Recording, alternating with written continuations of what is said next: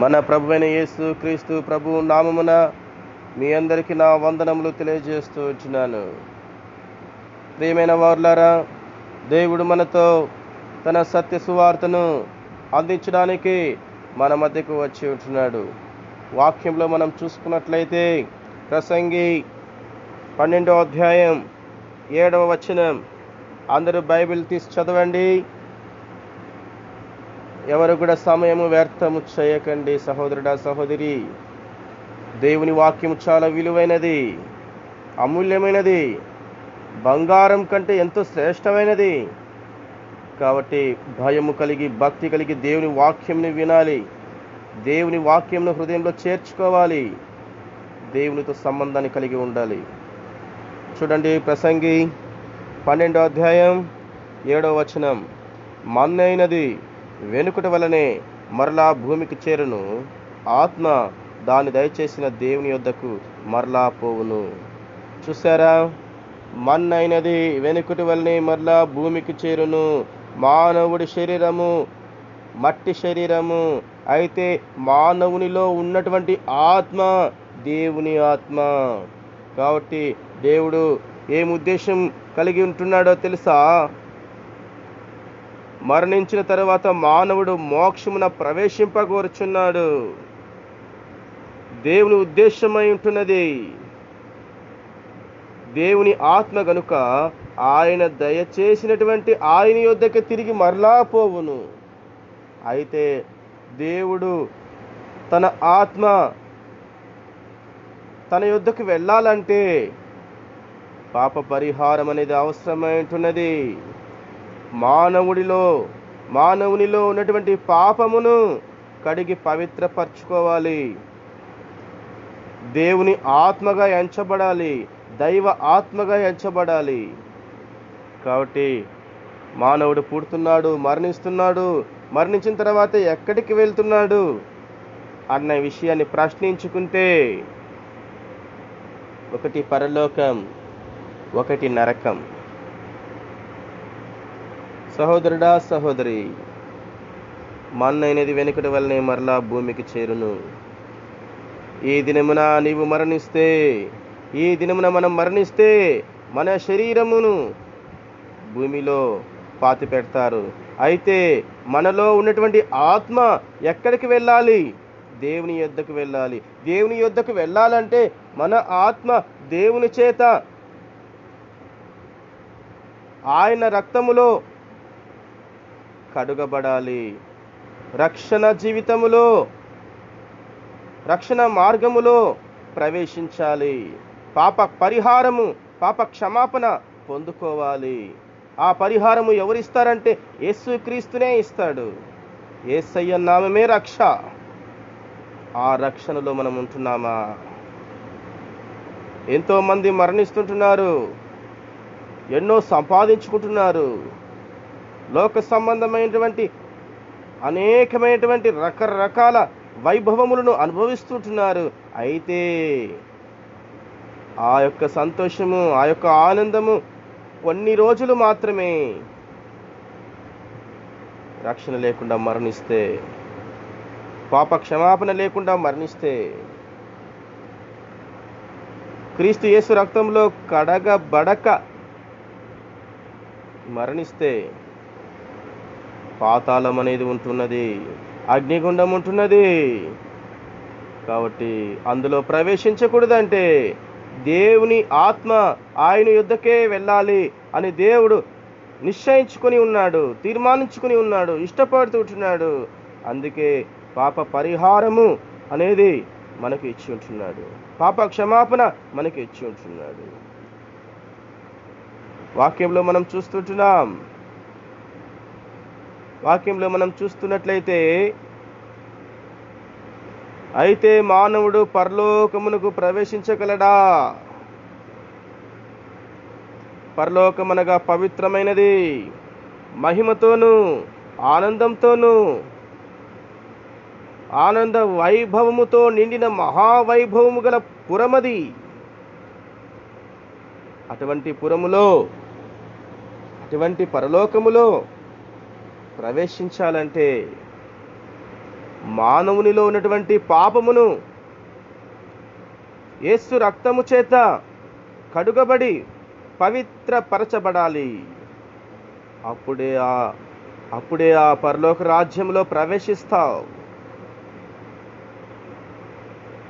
వాక్యంలో మనం చూసినట్లయితే రోమా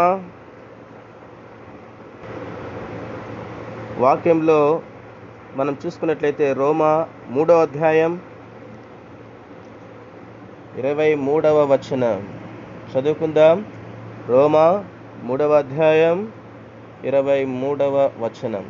ఏ భేదమును లేదు, అందరినూ పాపము చేసి దేవుడు అనుగ్రహించు మహిమను పొందలేకపోవచ్చున్నారు. చాలు. ఏ భేదమును లేదు, కులము లేదు, మతము లేదు, ప్రాంతము లేదు, అందరూ కూడా పాపం చేసినటువంటి వారే. అయితే అందరిని పాపం చేసి దేవుడు అనుగ్రహించు మహిమను పొందలేకపోవచ్చున్నారు. దేవుడు నీ కొరకు రక్తం కార్చాడు, నీ కొరకు ఆయన ఈ లోకానికి వచ్చాడు, నీకు పాప క్షమాపణ దయచేశాడు.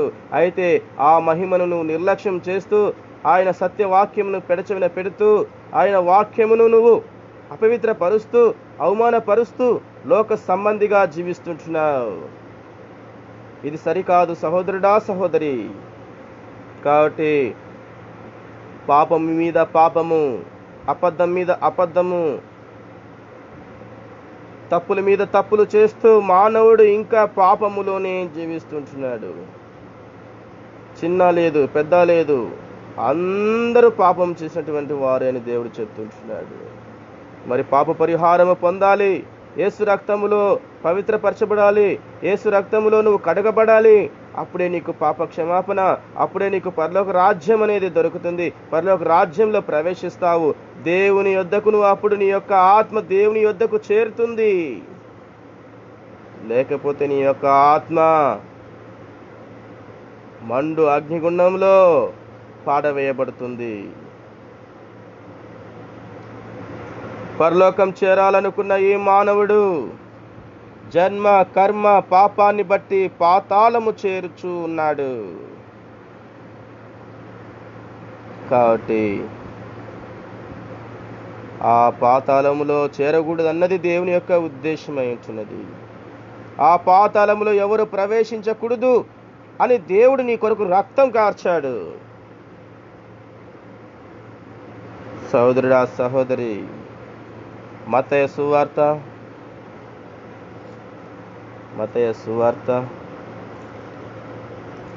8వ అధ్యాయం, మత్తయి సువార్త 8వ అధ్యాయం 12వ వచనం చదువుకుందాం. మత్తయి సువార్త 8వ అధ్యాయం 12వ వచనం. రాజ్య సంబంధులు వెలుపటి చీకటిలోనికి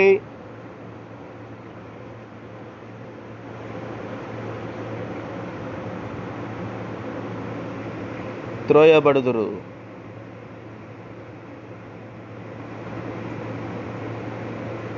అక్కడ ఏడుపును పండ్లు కొరుకుటయు నుండునని మీతో చెప్పుచున్నాను నేను. చూసారా అండి, ఇక్కడ చెప్తున్నాడు దేవుడు. అక్కడ చీకటి, బాధ, ఆకలి, ఏడ్పు, పండు కొరుకుట, అగ్ని ఆరదు, పురుగు చావదు, ప్రాణము పోదు, యుగ యుగములు నెమ్మది ఉండదండి. ఎవరైతే పాపములో జీవిస్తూ పాపంలోనే మరణిస్తారో, మరణించిన తర్వాత నీ యొక్క శరీరమును తీసుకువెళ్ళి ఆ మట్టిలో పాతి పెడతారు. అయితే నీ యొక్క ఆత్మ ఎక్కడికి వెళుతుందో ఆలోచించుకో. ఈ దినమే తీర్మానించుకో, పరీక్షించుకో. ఈ దినమే, ఈ రాత్రి, ఈ సమయంలో, ఇప్పుడే నీ యొక్క ప్రాణము పోతే, పాప క్షమాపణ పొంది ఉండి ప్రాణము పోతే నీ యొక్క ఆత్మ దేవుని యొద్దకు చేరుతుంది. పాప క్షమాపణ పొందుకోకుండా హృదయములో పాపమును అలాగే ఉంచుకొని నువ్వు మరణిస్తే నీ యొక్క ఆత్మ మండుచున్నటువంటి అగ్నిగుండంలోనికి ప్రవేశిస్తుంది. ఇందులో ఎటువంటి సందేహం లేదు, ఇది సత్యం. ఆ యొక్క అగ్నిగుండం ఎలా ఉంటుందో తెలుసా? అక్కడ చీకటి, చీకటి, చిమ్మ చీకటి, బాధ, ఆకలి, ఏడ్పు, పండ్లు కొరుకుట, అగ్ని ఆరదు, పురుగు చావదు, ప్రాణము పోదు, యుగ యుగములు నెమ్మది లేకుండా జీవిస్తావు. ఆ పాతాళ గుండములో నశించిపోతావు. అటువంటి పాపములో నుంచి దేవుడు నిన్ను విడిపించాడు. కాబట్టి యేసుక్రీస్తును అంగీకరించు, మోకరించి ప్రార్థించు, విశ్వాస జీవితంలో ప్రవేశించు. పాపలోకంలో జీవించకూడదని దేవుడు చెప్తూ ఉంటున్నాడు. పాపలోకంలో జీవిస్తే నరకం ఉంది, అగ్నిగుండం ఉంది. ఆ అగ్నిగుండంలో ప్రవేశించకూడదని దేవుడు నిన్ను బతిమాలుచూ ఉంటున్నాడు. విలువ పెట్టి నిన్ను కొన్నాను, కాబట్టి నిన్ను రక్షించుకున్నాను. ప్రభువును అంగీకరించు సహోదరుడా, సహోదరి. ఈ నిత్య నరకం తప్పించుకొని స్వర్గం చేరాలంటే నీలో ఉన్నటువంటి పాపం పోవాలి. యేసునొద్దకు రా. ఆయన పాదాల చెంత సాగిలపడి మోకరించి ప్రార్థించు. నీలో ఎటువంటి పాపమైనా సరే దేవుడు కడిగి నిన్ను పవిత్రపరుస్తాడు. నిన్ను ఆయన రాజ్యంలోనికి తీసుకువెళ్తాడు. నిన్ను ఆయన రాజ్యంలోనికి తీసుకువెళ్తాడు. పరలోక రాజ్యంలోనికి నువ్వు ప్రవేశిస్తావు.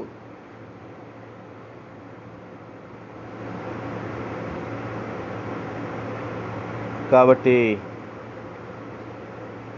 పాపం పోగొట్టుకోవాలని మానవుడు ఎన్నో పూజలు చేస్తుంటున్నాడు, ఎన్నో పునస్కారాలు చేస్తుంటున్నాడు, జపతపాలు చేస్తుంటున్నాడు, దాన ధర్మాలు చేస్తుంటున్నాడు, వ్రతములు చేస్తుంటున్నాడు, శతవిధ ప్రయత్నాలు చేస్తూనే పోతుంటున్నాడు. కానీ పాపం పోలేదు. ఆ పాపం అలా పోదు. యేసు రక్తంలోనే నీ పాపము కడగబడాలి. యేసు రక్తంలోనే నీకు పాప క్షమాపణ, పాప పరిహారం. యేసు నామంలోనే నీకు పాప పరిహారం. సహోదరుడా, సహోదరి, ఈ ప్రపంచంలో నీకు ఎక్కడికి వెళ్ళినా నీకు పాప క్షమాపణ దొరకదు. యేసయ్య పాదాల చెంతకు వస్తేనే నీకు పాప క్షమాపణ. మరి ఏ నామంలో నీకు రక్షణ దొరకదు. క్రీస్తు యేసు నామంలోనే రక్షణ. కాబట్టి హెబ్రీయులకు రాసిన పత్రిక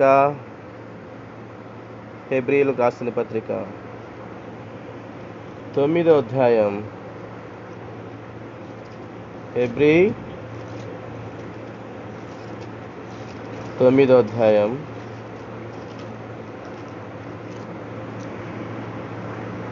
22వ వచనం చదువుకుందాం.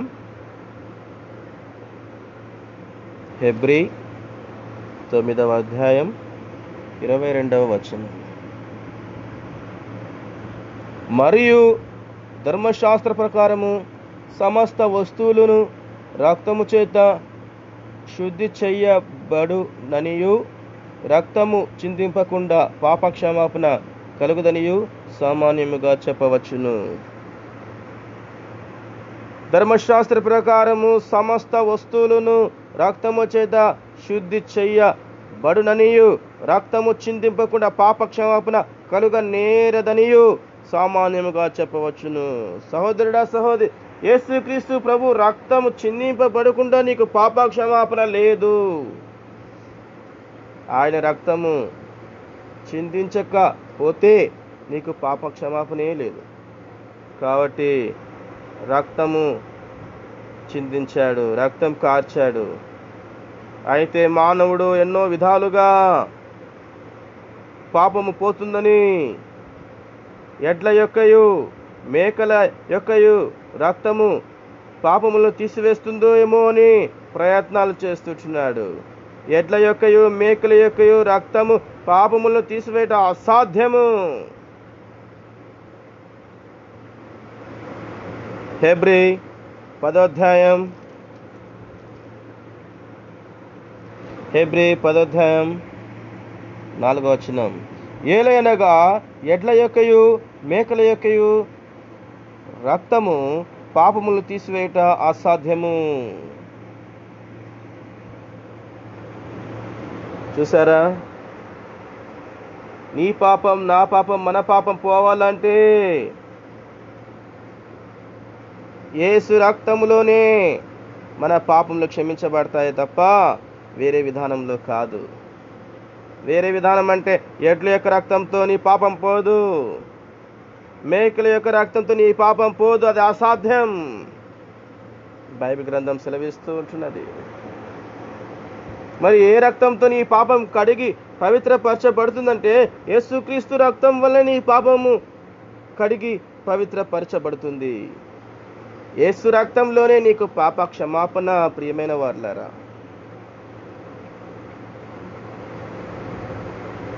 పాపములు ఒప్పుకొని కడుగబడి పవిత్రపరచబడి క్రీస్తు యేసులోనికి వచ్చిన తర్వాత కూడా అనేక మంది ఇంకా పాపములు చేస్తూ ఉంటున్నారు.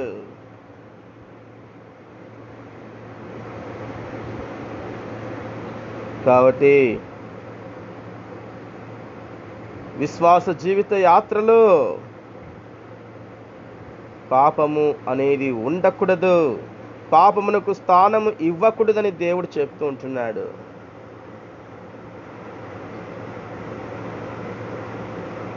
అయితే పాపమునకు పరిహారము లేదా? ఉంది. ఆయన కుమారుడైన యేసు రక్తము ప్రతి పాపము నుండి మనల్ని పవిత్రులుగా చేయును. కాబట్టి యేసు రక్తము ద్వారానే మన పాపములు కడుగబడతాయి. కడుగబడిన తర్వాత మళ్ళా తప్పులు చేయకూడదు, మళ్ళా పాపం చేయకూడదు. మళ్ళా తిరిగి వెనుక వైపు పాత జీవితమును తోడుకుంటూ పాత జ్ఞాపకాలను మనం మర్చిపోవాలి. అయితే మనం మర్చిపోవటం లేదు, మళ్ళా జ్ఞాపకం చేసుకొనొచ్చు, నెమరు వేసుకొచ్చు, మళ్ళా ఆ పాపంలోనే ప్రవేశిస్తుంటున్నాం. ఏ విధంగా పరలోక రాజ్యం లభిస్తుంది?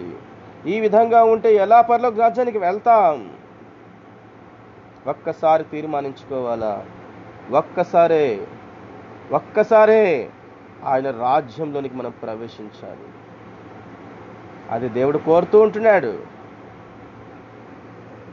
చూడండి, 1 యోహాను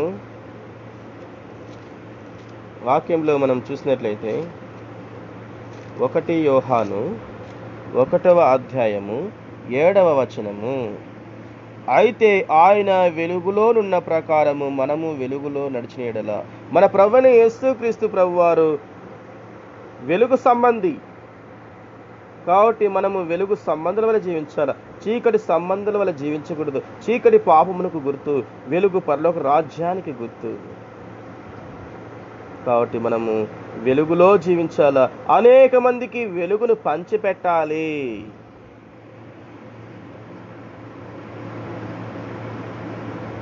ఆయన వెలుగులో నున్న ప్రకారము మనమును వెలుగులో నడిచిన యెడల మనము అన్యోన్య సహవాసము గల వారమై ఉందుము.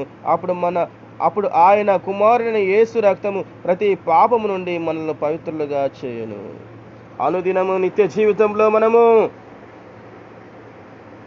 విశ్వాస జీవితంలో మనము తెలుసో తెలియకో ఏదో విధానంలో తప్పులు చేస్తూ ఉంటాం. ఎప్పటికప్పుడు మనము సరి చేసుకోవాలి. మన హృదయములను పరీక్షించుకొని దేవుని యొద్ద పాప క్షమాపణ పొందుకోవాలి. ప్రార్థన, దేవునితో ప్రార్థన చేయాలా. ప్రభువా, నేను తప్పు చేశాను, నన్ను క్షమించు నాయన, ఈ దినం నేను తప్పు చేశాను, నా పాపం క్షమించు తండ్రి. పాప క్షమాపణ పొందుకోకుండా నువ్వు అలాగే ఉండి హృదయములో పాపమును లక్ష్యం చేసుకుని జీవిస్తూ ఉంటున్నావు, అలాగే జీవిస్తూనే ఉంటున్నావు. ఆత్మీయ జీవితము చెదిరిపోతుంది. కాబట్టి విశ్వాస జీవితములో క్రైస్తవులైనప్పటికీ మనము అప్పుడప్పుడు అక్కడక్కడ ఎక్కడెక్కడో తప్పులు చేస్తూనే ఉంటాం. చెయ్యకుండా ఉండాలని దేవుడు చెప్తూ ఉంటున్నాడు. నీలో పాపం రాకూడదంటే నీలో దేవుని యొక్క భయము భక్తి నీలో పాపం రాదు. ఎప్పుడైతే దేవుని యందు నువ్వు భయభక్తులు కోల్పోతావో దేవుణ్ణి ఎప్పుడైతే నిర్లక్ష్యం చేస్తావో, ఆయన వాక్యమును ఎప్పుడైతే నిర్లక్ష్యం చేస్తావో, ఆయన ప్రార్థనను ఎప్పుడైతే నిర్లక్ష్యం చేస్తావో, ఆయన సహవాసంని ఎప్పుడైతే నిర్లక్ష్యం చేస్తావో, ఆయన మందిరంని ఎప్పుడైతే నిర్లక్ష్యం చేస్తావో, ఎప్పుడైతే లోక భోగాలపై నీ యొక్క మనసు ఉంచుతావో, అప్పుడు పాపము ప్రవేశిస్తుంది. సహోదరులారా, సహోదరీమణులారా, మనం పరీక్షించుకుందాం, సరిచేసుకుందాం, వెలుగు సంబంధుల వల్ల జీవిస్తాం. మన ప్రభువు వెలుగు సంబంధి అయి ఉన్నాడు. మనము వెలుగులో జీవించాలా, ఆయన వారిగా జీవించాలా, దైవ పుత్రులుగా జీవించాలా అని దేవుడు కోరుచుంటున్నాడు. కాబట్టి ఆయన కుమారుడైన యేసు రక్తము ప్రతి పాపము నుండి మనల్ని పవిత్రులుగా చేయును. ఎప్పటికప్పుడు మనం పవిత్రపరచుకుంటూ ఉండాలి. నిత్య జీవితంలో ఆయన రాజ్యం వచ్చే వరకు మనము పవిత్రముగా జీవించాలి. ఈ శరీరము ఎప్పటికైనా సరే, ఈ శరీరము లోక భోగాలను ఆశిస్తుంది. అలా ఉండాలి, ఇలా ఉండాలి, ఎలా ఉంటే బాగుంటుంది, కోరికలు, ఆశలు. శరీరం బలహీనమే, కానీ ఆత్మ బలము కలది. దేవుని ఆత్మ బలము కలది. దేవుని ఆత్మ నీలో ఉండాలి. దేవుని బిడ్డగా జీవించాలి. కాబట్టి దేవుడు చెప్తుంటున్నాడు, ఆయన రక్షకుడుగా ఉంటున్నాడు మన మధ్య. వాక్యంలో మనం చూద్దాం. వాక్యంలో మనం చూసినట్లయితే మత్తయి సువార్త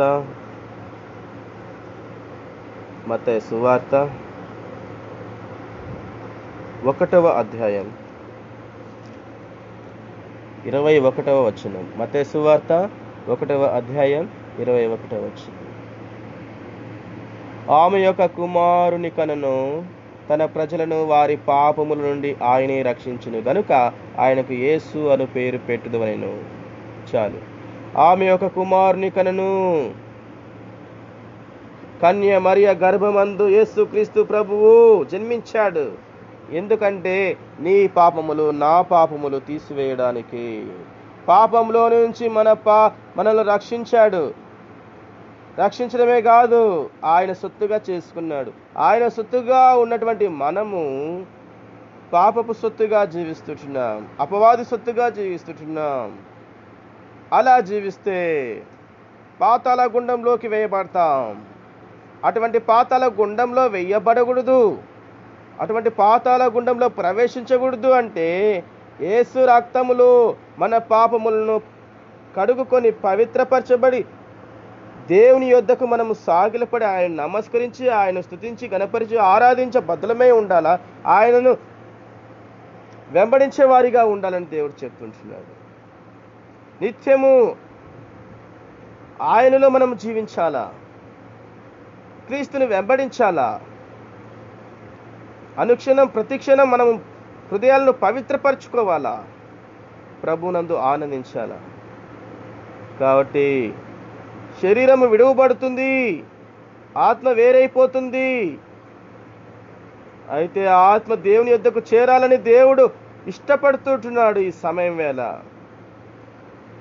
ఎందుకంటే మనలో ఉన్నటువంటి ఆత్మ ఎవరిదో తెలుసా?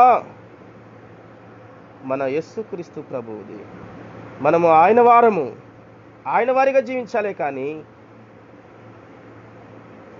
పాప సంబంధాల వల్ల జీవించకూడదు. కాబట్టి ఇక్కడ చెప్తున్నాడు దేవుడు,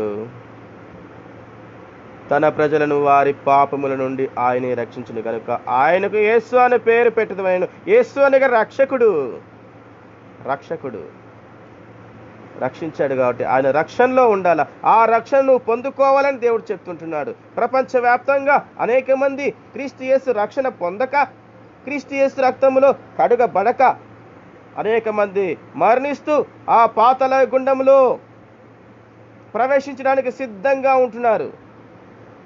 ఒక దినము యేసు ప్రభు ఈ లోకానికి రానే ఉన్నాడు. రెండవ రాకడ వస్తూ ఉన్నది. ఆయన రాకడలో మనము ప్రభువుని ఎదుర్కోవాలి. తీర్పులోనికి వెళ్ళక, తీర్పు ముందుగా మనం నడుచుకుంటూ పరలోక రాజ్యంలో ప్రవేశించాలి. కాబట్టి పాపముతో నువ్వు పట్టుబడితే నరకానికి పట్టుబడినట్లే తీసుకెళ్ళి ఆ అగ్నిగుండంలో పాడేస్తాడు దేవుడు. నిత్యము మండుచూ ఉంటుంది.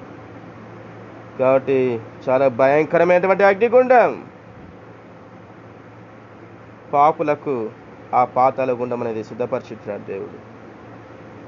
పరలోక రాజ్యం ఎవరైతే ఆయన రక్షణలో ఉంటారో, ఎవరైతే ఆయన అంగీకరిస్తారో, ఎవరైతే ఆయన రక్తములో కడుగబడి పాపక్షమాపణ పొందుతారో, ఎవరైతే పాపములను విడిచిపెట్టి యేసుక్రీస్తు ప్రభువును సొంత రక్షకుడిగా అంగీకరిస్తారో వారికే పరలోక రాజ్యం అనేది ఉన్నది.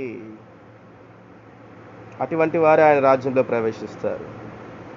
మరి ప్రభువునందు మనము ఆయన రాజ్యంలో ప్రవేశించడానికి సిద్ధంగా ఉంటున్నామా? ఇంకా పాపమని పాపంలోనే పడి సస్తుంటున్నామా? పాపములో చావకూడదని దేవుడు చెప్తూ ఉంటున్నాడు. మీరు జీవించాలా, నాతో జీవించాలా, నా రాజ్యంలో మీరు ప్రవేశించాలని దేవుడు బతిమాలుచూ ఉంటున్నాడు.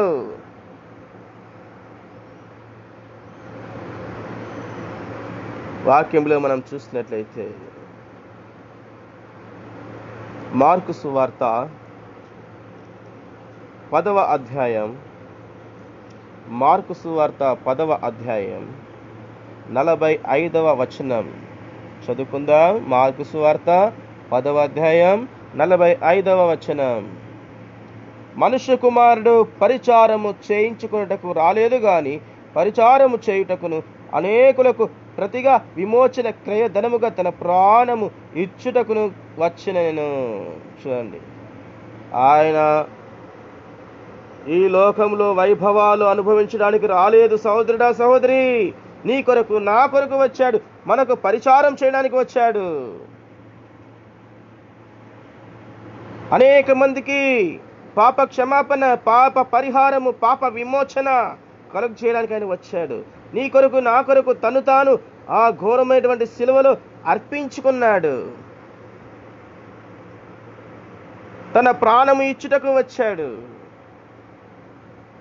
తన ప్రాణం ఇచ్చాడు కాబట్టి ఈ దినమున ఆ రక్షణలో మనం ఉంటున్నాం. ఇచ్చాడు కాబట్టి ఆ రక్షణలోకి రావాలని దేవుడు చెప్తున్నాడు. వాక్యము ద్వారా, సువార్త ద్వారా అనేక విధాలుగా దేవుని వాక్యము ఆయన వెల్లడిపరుస్తుంటున్నాడు. వాక్యమును వెదజల్లుతుంటున్నాడు అనేక మందికి. అయితే ఆ వాక్యమును ఎవరైతే విని యేసుక్రీస్తును తమ హృదయాల్లో చేర్చుకుంటారో వారికి పరలోక రాజ్యం ఉంటున్నది.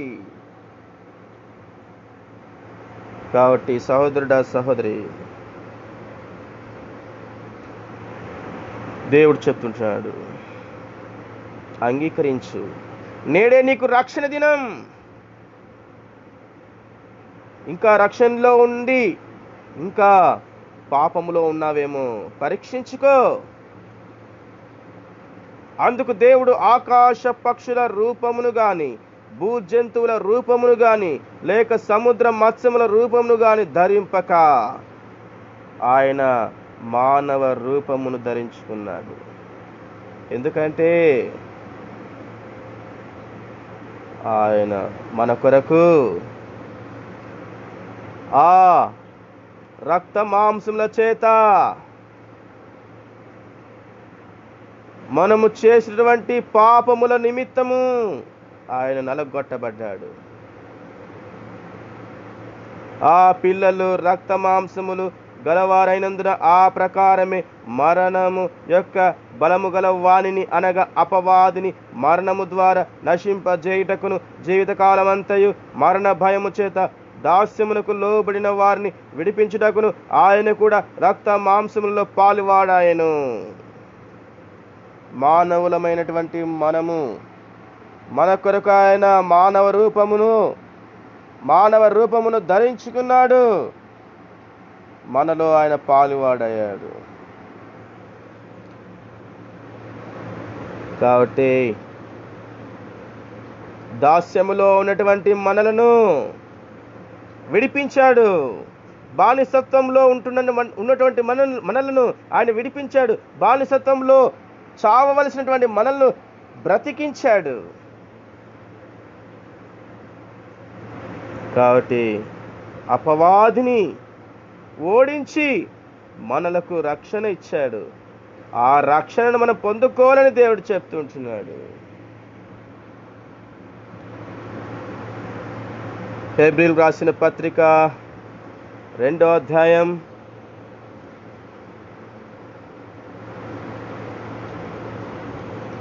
14-15. కాబట్టి ఆ పిల్లలు రక్త మాంసములు గలవారైనందున ఆ ప్రకారమే మరణం యొక్క బలము గల వారిని అనగా అపవాదిని మరణము ద్వారా నశింపజేయుటకును జీవితకాలమంతయు మరణ భయము చేత దాస్యమునకు లోబడిన వారిని విడిపించుటకయు ఆయన కూడా రక్త మాంసములో పాలువాడయ్యను. నీ కొరకు నా కొరకు ఆయన రక్త మాంసముల్లో పాలువాడయ్యాడు. దాసత్వంలో ఉన్నటువంటి మనల్ని విడిపించాడు. అపవాది చేత మనకున్నటువంటి భయమును తీసివేశాడు. అపవాదిని జయించాడు. మరణమును జయించాడు యేసుక్రీస్తు ప్రభు. ఈ దినమున పరలోకమందు తండ్రి కుడిపార్శ్వన ఆసీనుడై ఉన్నాడు. కాబట్టి అంత గొప్ప దయగల మన ప్రభు అయిన యేసుక్రీస్తును మనం నిర్లక్ష్యం చేయకూడదని దేవుడు చెప్తున్నాడు. ప్రతి ఒక్కరూ తమ తమ హృదయాల్లో ప్రభువును చేర్చుకోవాలని దేవుడు చెప్తుంటున్నాడు. పాప క్షమాపణను పొందుకోవాలని దేవుడు చెప్తుంటున్నాడు. మనము తలతో చేసిన చెడ్డ ఆలోచనకు ప్రతిగా ఆయన తలపై ముండ్ల కిరీటం పెట్టించుకున్నాడు. మన తలలో రకరకాల పాపములు, రకరకాల ఆలోచనలు, పాప సంబంధమైనటువంటి అనేక ఆలోచనలు ఉంటున్నాయి. ఈనాడు ఎంతో మంది రకరకాల ఆలోచనలతో జీవిస్తుంటున్నారు. ఆ ఆలోచనలకు ప్రతిగా యేసుక్రీస్తు ప్రభు తన తలపై ముండ్ల కిరీటం పెట్టించుకున్నాడండి. మన చేతులతో చేసిన ఎన్నో నీచ కార్యములకు ఆయన చేతులలో చీలలు కొట్టించుకున్నాడు. మన పాదములు పనికి మాలిన స్థలములకు పరిగెత్తినందున ఆయన 2 పాదములు జోడించి పొడవైన మేకులు దించడం జరిగింది. మన దేహమంతా అపవిత్రమైనది, మన చేతులు అపవిత్రమైనవి, మన హృదయమే అపవిత్రమైపోయి ఉంటున్నది. అటువంటి హృదయమును బాగు చేశాడు యేసయ్య. ఆ యేసయ్యను ఎందుకు నిర్లక్ష్యం చేస్తుంటున్నావు? ఇంకా ఎంతకాలం పాపం చేస్తూనే ఉంటావు? మారాలని దేవుడు చెప్తుంటున్నాడు. మారు మనసు పొందు, తీర్మానించుకో. యేసుక్రీస్తు మార్గంలో ప్రవేశించు సహోదరుడా, సహోదరి. హృదయము అన్నిటికంటే మోసకరమైనది, అది ఘోరమైన వ్యాధి కలిది గనుక చెడిపోయిన మన హృదయమునకు ప్రతిగా బలిష్ఠుడొకడు బల్లెముతో ప్రభు ప్రక్క పొడువగా రక్తము నీరును కారెను. బల్లెపు పోటు కూడా పొడిపించుకున్నాడు. ఎందుకంటే మన హృదయం మోసకరమైనది, మన హృదయం మోసకరమైనది, ఘోరమైనటువంటి వ్యాధి కలది. అందుకు ప్రతిగా బల్లెపు పోటు కూడా పొడిపించుకున్నాడు యేసయ్య. తన్ను తానే అర్పించుకున్నాడు నా పాపముల కొరకు. ఇంకా ఎంతకాలం నువ్వు వెనుక వైపు పాపం వైపే పరిగెత్తుతూ జీవిస్తావు? ఈ దినమే తీర్మానించుకో సహోదరుడా, సహోదరి. పాప క్షమాపణ పొందుకో.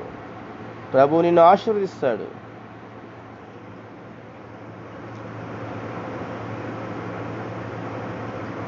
కాబట్టి మన కొరకు ఆయన ఎంతో త్యాగం చేశాడు. ఈనాడు ఎంతో మంది తినుచు, త్రాగుచు, సుఖిస్తూ ధనము,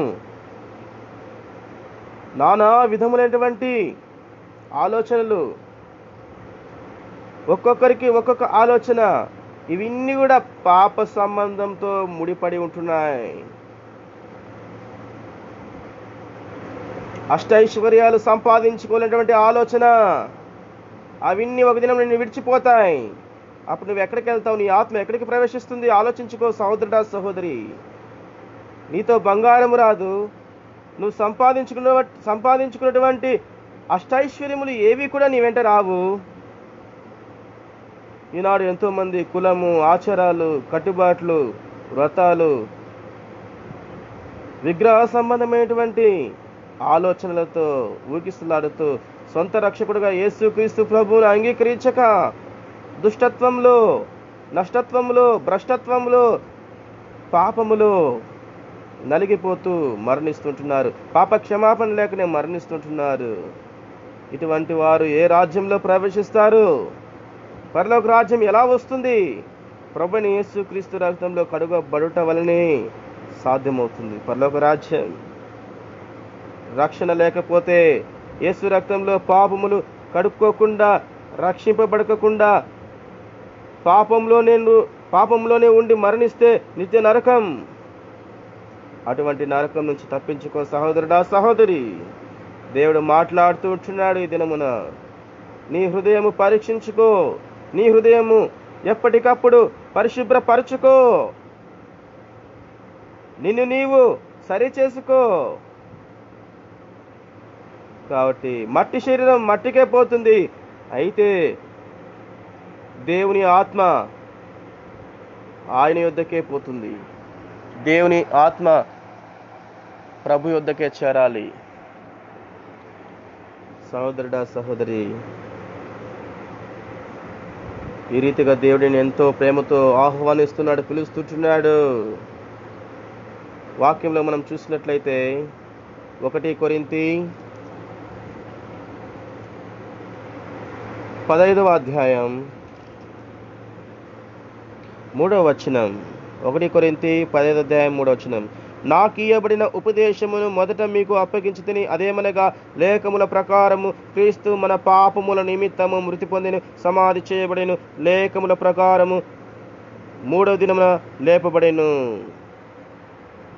దేవుడు నీ కొరకు, నా కొరకు ఆ ఘోరమైనటువంటి శిలువలో మరణించాడు, సమాధి చేయబడ్డాడు, అపవాదిని జయించి లేఖనముల ప్రకారము 3వ నాడు తిరిగి లేచాడు.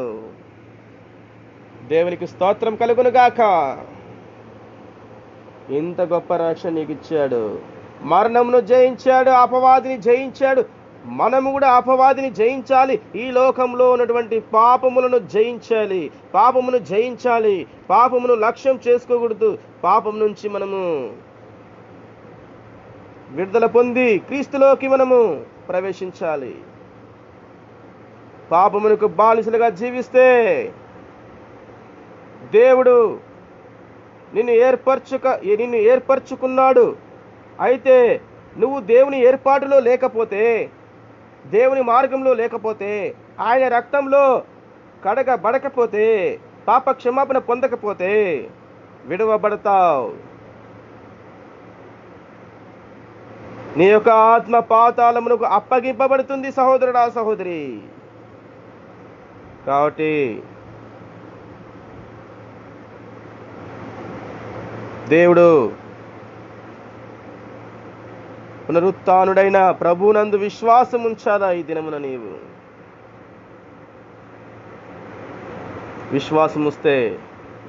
విశ్వాసం ఉంచినట్లయితే దేవుడు నీకు పరలోక రాజ్యాన్ని దయచేస్తాడు. పరలోక రాజ్యంలో ప్రవేశిస్తావు. అపోస్తల కార్యములు 16వ అధ్యాయం 31వ వచనం. అపోస్తల కార్యములు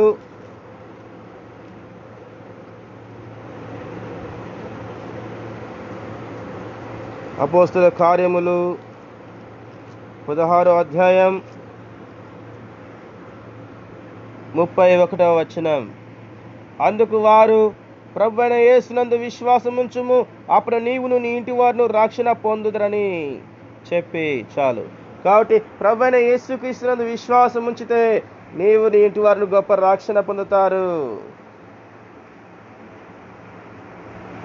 అలాగే నీ ఇరుగు పొరుగు, నీ చుట్టుపక్కల ఉన్నటువంటి వారు, నీ బంధువులు అందరూ రక్షణ పొందుతారు. మొదట నీవు రక్షణ పొందు, తర్వాత నీ కుటుంబం రక్షణ పొందుతుంది, తర్వాత నీ ఇంటి వారందరూ రక్షణ పొందుతారు, దేవుని రాజ్యము స్వతంత్రించుకుంటారు. కాబట్టి దేవుడు చెప్తుంటున్నాడు, ఎప్పుడైతే నువ్వు రక్షణ పొందుతావో అప్పుడు నీలో ఉన్నటువంటి పాపము,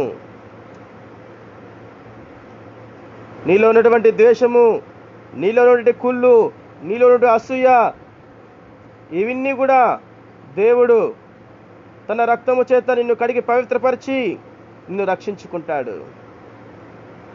ఎప్పుడైతే నువ్వు రక్షించబడతావో నీలో ఉండే పాపం అంతా పోతుంది, అపవాది నశిస్తాడు. కాబట్టి వాక్యంలో చివరిగా రోమా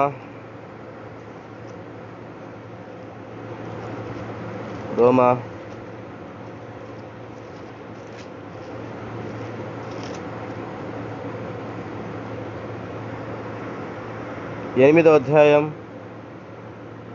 రోమా 8వ అధ్యాయం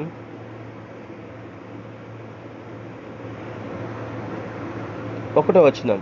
కాబట్టి ఇప్పుడు క్రీస్తు యేసునందు వారికి ఏ శిక్షా విధియు లేదు.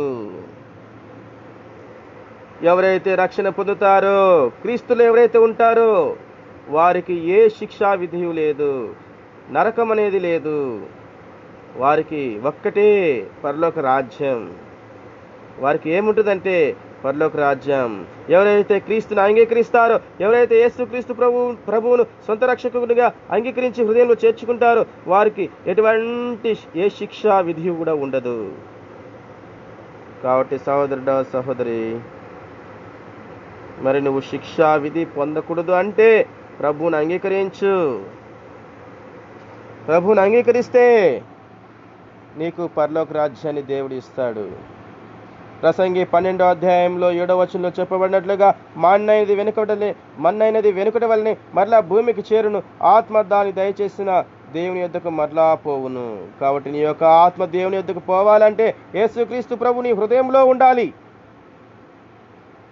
నేడే తీర్మానించుకో ప్రియమైన వారలారా.